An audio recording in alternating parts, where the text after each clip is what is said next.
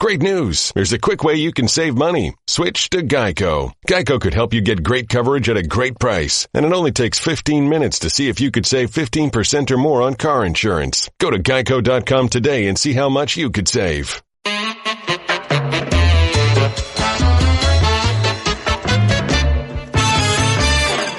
Welcome to another Highly Questionable. Dan once again got really emotional watching the Bachelorette finale, so he called for the day off. This is his dad who cries for Dan for totally different reasons, and that's Sarah Spain over there. Sarah, what do you like on the show? I like Gonzalo about to take on Giancarlo Stanton. Yeah, let's do that, Papi.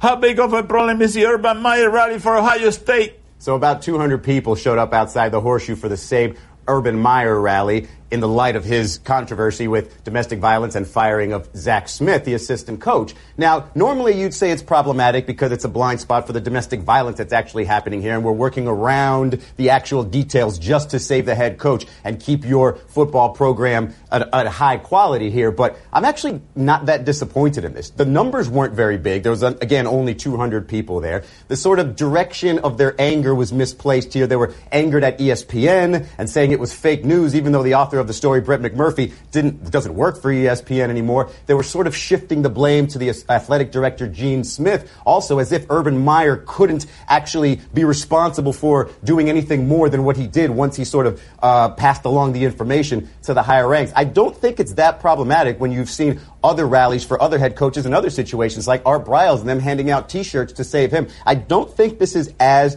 big of a problem, even though it was something that we kind of expected. Well, one thing that I noted was Ezekiel Elliott's father, of course, Ezekiel suspended for his own domestic violence allegations, was leading the charge here for this group. And while it is heartening for it to only be numbering in the hundreds, that's in part because students aren't back on campus yet. Football season hasn't begun. There are a limited number of people that are on campus right now who are gathering together for this.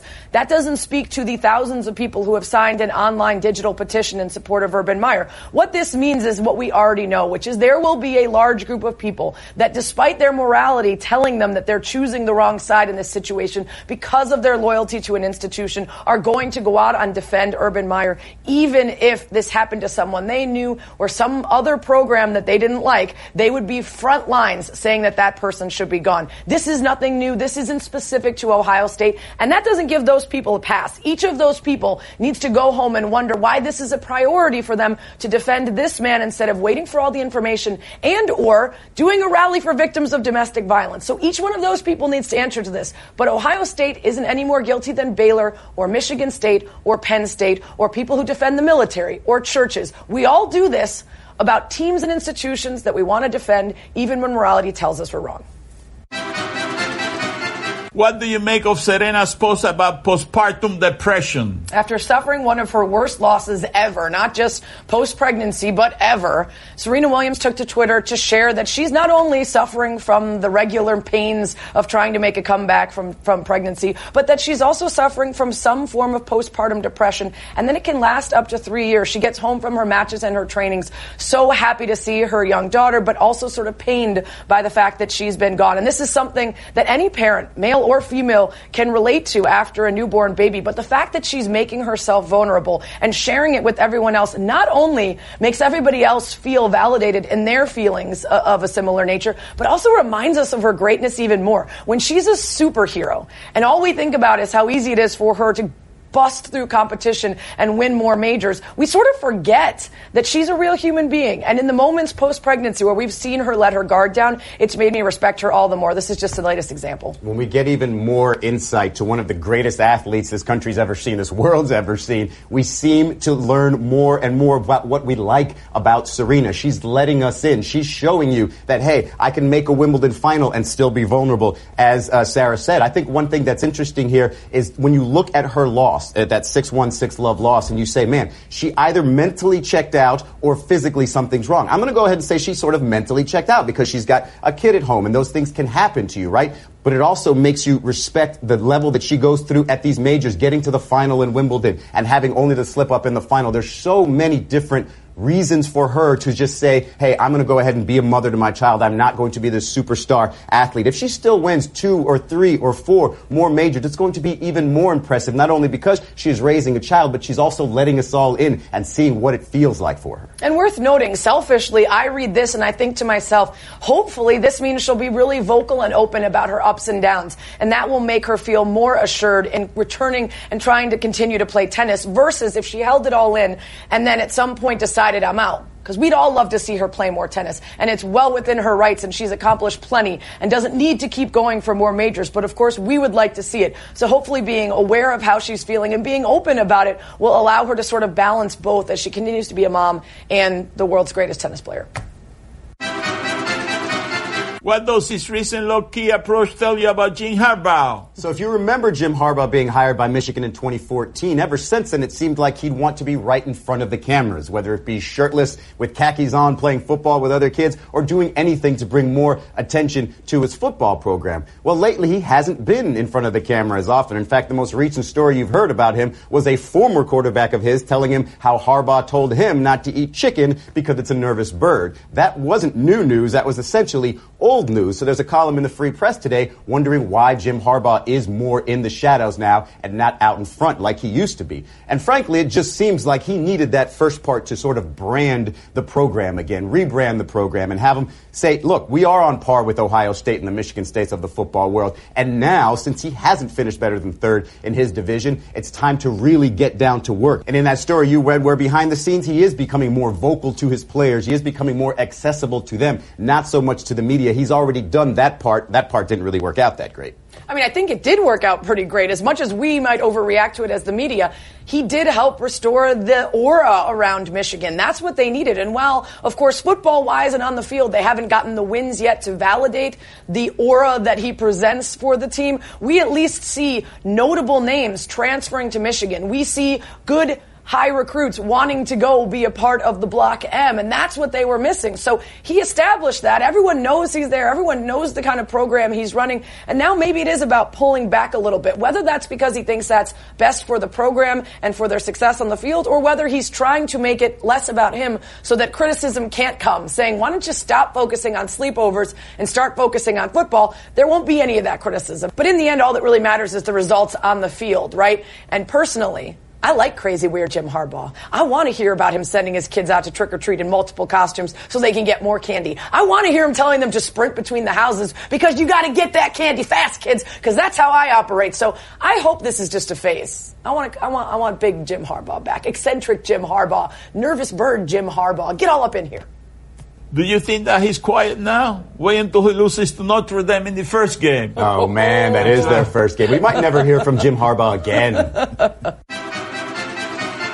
Should Brian France be allowed to be NASCAR CEO after getting a DWI? All right, so this is a NASCAR story, which you know would only be one of 3 things happening here. Either be something hilarious, something visually entertaining, or something straight out of the TMZ headline stacks. And that's what this one feels like here, where you've got Brian France, the CEO, getting pulled over for a DWI and possession of oxycodone. He had another similar incident where he crashed into a tree in 2006, and witnesses then say he was stumbling over his own feet as he went out after driving recklessly. Look, I understand that this is a bad look, and obviously for a driver of a car in charge of NASCAR, right? But if you want to get rid of him overall and say he shouldn't be CEO anymore, that is one of the reasons. But there's also the reasons for NASCAR's decline in general. The ratings decline have been going down for a decade. This year it's down 20% through the first 16 events. And admissions revenue to Cup Series races since Daytona, down almost 15%. There's plenty of reason to move on from somebody else. This is just the obvious one. Yeah, if this is going to operate anything like we see in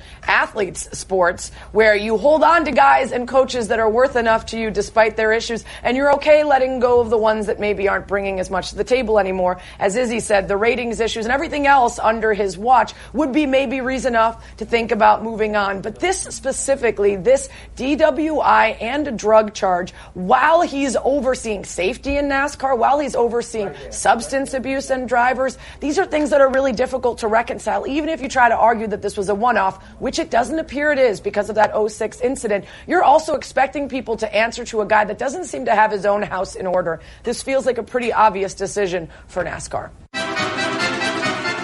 Should the whiffer feel shame for striking out against a designated hitter? As if we had something to make fun of here. The Yankees are up 7-0, okay? Giancarlo Stanton is at the plate in the top of the ninth inning against Matt Davidson, a position player who's pitching, and there he struck him out. Like, you can look at Giancarlo Stanton and tell he doesn't really care, right? He got struck out by a position player. Oh, well, that was a nasty pitch. But Matt Davidson is actually a really good pitcher. Here's a stat for you. Matt Davidson is one of 2 American League players in history to have 3 pitching appearances and at least 15 home runs. The other one, Babe Ruth. So getting struck out by Babe Ruth, not that embarrassing. I mean, this is like asking Nolan Ryan to remember every game he played in. This is like asking Wilt Chamberlain to remember every woman that he slept with. This is Giancarlo Stanton. He's not going to remember this strikeout 2 minutes after it happens, not to mention feel shame for it. There's just too many.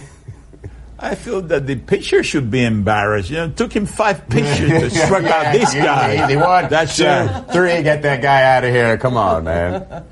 Coming up next on Highly Questionable. Doing everything he can to keep Brennan Metzger away from any more, and obviously said a magic word or two to get him tossed out of the game, so Metzger has been ejected here. Oh, no. And now Metzger is not done yet. Totally amazing. He's going to do.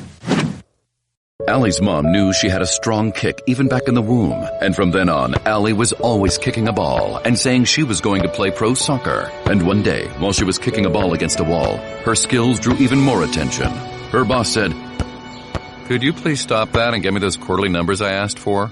Turns out Allie just wasn't that good a talker. But she was a good accountant. That's why she switched to Geico. She knew they could save her a bunch of money on car insurance. And she sure wasn't ever going to make that pro soccer money. No, sir. Time to play the game that is feeling very spry today. Do you question? You give us topics and events, we question them.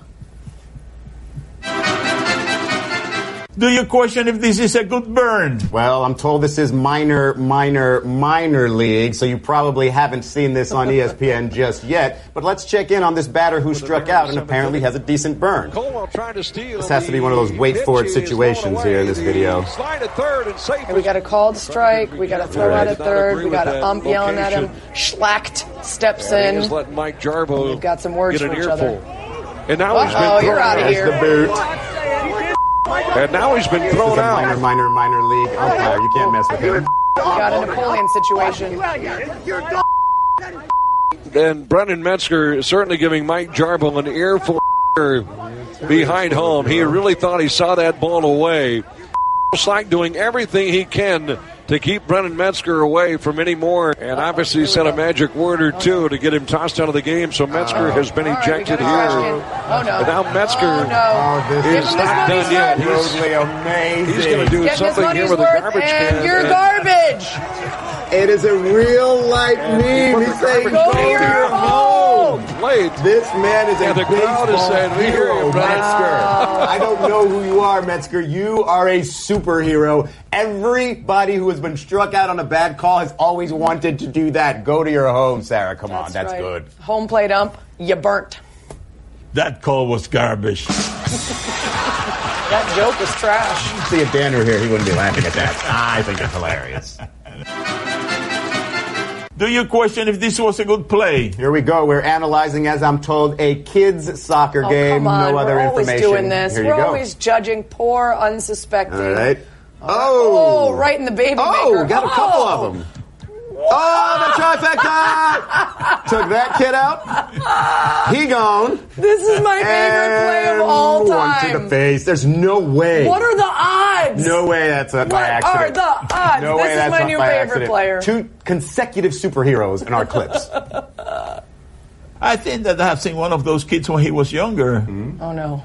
Please be home video of Dan. Yes, the classic. I wonder if this father's embarrassed yet. Every time, the sound of impact is what makes this video. Right in the... All right. Well, the kid, I mean, in theory, should move. Whoa! That's great parenting right there. Do you question if this is a believable lie? Well, one of the rules in my household growing up was don't play ball in the house. We're checking in on a couple of kids who are doing so anyway. All right, to win the game. Bar soccer style. I'm looking for breakables.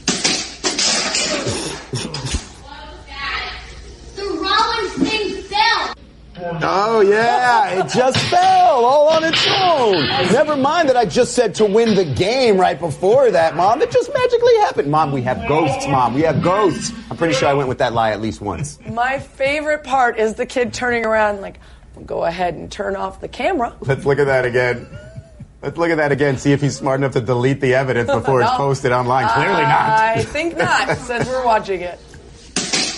I mean, There what he kind goes. of field is that anyway? The foulable holes are way too narrow. I mean, the odds of winning the game with a home run there are so slim. I'm not going to lie, that did look like a double down the right field line right over the second baseman's head. I think he did win that game. Javi Baez would have had it. Well, we let Dan play ball in the house when he was a kid. He couldn't hit anything. That was when you first came up with the nickname, The Whiffer. The Whiffer. Highly questionable. This broadcast from the Clevelander Hotel on beautiful South Beach, Miami. Time to play the game that is an absolute monster on the squat rack. See? Or no? I've got a little bit of an hamstring injury, so I'm not that much of a monster right now. But you tell us what to watch on TV tonight. We'll tell you if we're intrigued. On the Sun Network, Orioles and Rays. Not so much. You're going to have to sell me a lot more than that. But let's go check in with Carlos Gomez. He's having a bad year hitting .220, but he does lead the league in getting hit by pitches. Let's see what we got. I think we know what's going to happen here. Oh, got him. Like a pro. Oh! I have never seen that before. I have never. Ow! What is that? A kidney? A liver? I don't know. I don't know what that is, but it looks like it hurts. That looks like it's hilarious. It looks like his teammates are cracking up because they probably give him a hard time to getting hit by pitches all season long. That is was a funny excellent teammate. form. I was very weekend at Bernie's. Sarah, you I'm never intrigued? going to watch an Orioles-Rays game, but that was good. Papi, how about you? You intrigued? Oh, see, I'm very intrigued. That's the way LeBron would look like if he were to play baseball. But that's just like I'm pretty sure he'd be a little more dramatic, right? Like he'd throw his arms like, That's my liver! Oh, my back, my neck, My kidney. my kidney. On Fox Sports Kansas City, Cubs and Royals. Maybe if it was Cubs at Dodgers instead of the Royals, I'd watch. But this is really an excuse to check out Javi Baez, Sarah's favorite player. Everybody's favorite player. He had a home run in this game. Javi Baez is your favorite that player's favorite player. He had a run-scoring double in this one. Homer. Nice catch, too. Hey. Good snag. Enough of a reason to get you excited, Sarah, about the Cubs this year? I don't need any reasons. That's El Mago, and I don't speak Spanish, but I believe that translates to MVP. This guy is the most exhilarating and thrilling player to watch in all of baseball. Get on board. So she's intrigued. How about you, Papi? Oh, are you kidding me, Javi Baez? I'm telling you, he's one of the tops in the league, buddy. And that guy has been flying under the radar for a long, long time. You know, he's a little guy. He doesn't show that he can do a lot of things. He can run, he can catch, he can throw, he can hit. That's the total deal. That's the total package. Yeah, but you called him Harvey. Yeah? Javier. Javi. Under the radar, though. That's why I didn't know. On HBO, Hard Knocks. Look, I'm on record as saying that Baker Mayfield is going to be a bust based on absolutely nothing. So I'm getting a little nervous when I hear good things about him in training camp, so I'm going to be watching this Hard Knocks very closely. Cleveland is a football town. You might knock us down. We'll get back up. We'll push through it. My grandpa was a Browns fan. My dad, my mom. My wedding cake was brown and orange. I back them till I die. I think it's almost like a war wound. Like I've been through something. A lot of people feel sorry for us. Our win streak needs to be fixed. Come on. This year, we think we got it. These guys are hungry. I'm excited to see Carlos Hyde, Jarvis Landry, Josh Gordon, Joel Bitonio. When we get those wins, it's going to be really special because I know the fans deserve it. We're just looking for this stadium to be rocking. I've never seen the excitement higher than it is right now. We're going to start a whole new era.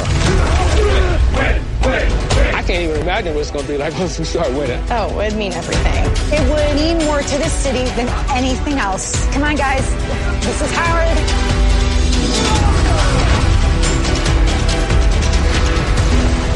Did that one fan say we needed our win streak to be fixed? The gentleman I don't with think the dog he knows ears? what that means. Yeah, you need at least a win Sarah, for it to be a intrigued. streak. even just the one game to be a streak.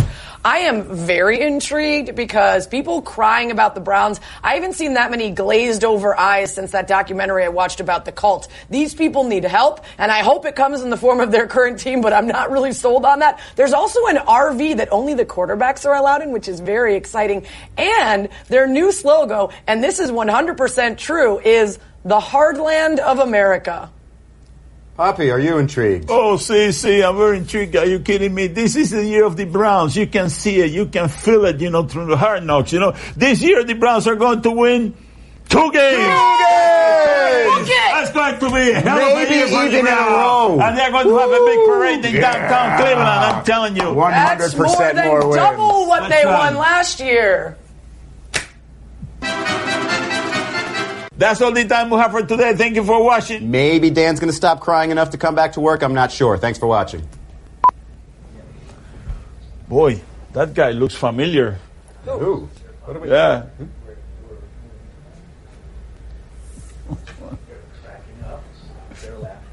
What the hell does that? Yeah, all right.